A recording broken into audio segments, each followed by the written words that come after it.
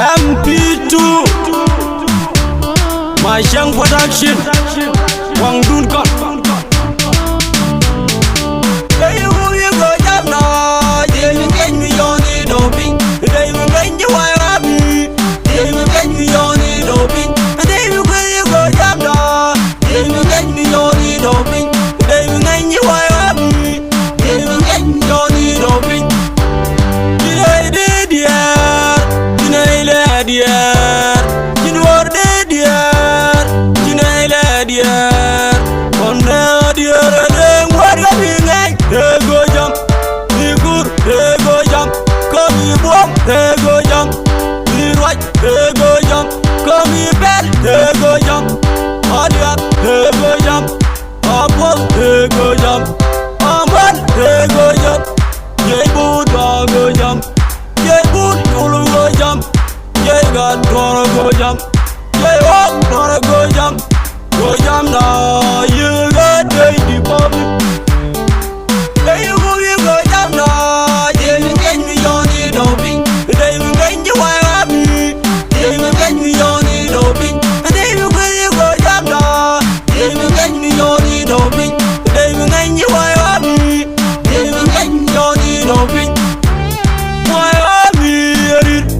Why are me here? Why are me here? Why are me here? Jadi bab go head up.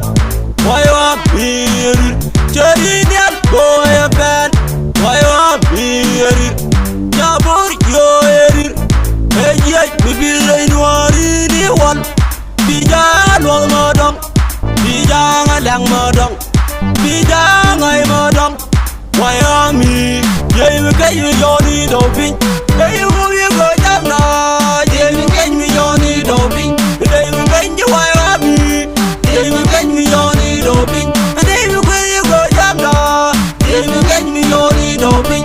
Hey, we get you why are me? Yeah, we get me Johnny Doping. Yeah, you my yard. For the sulfur, for you get. Good, I got go you nyan.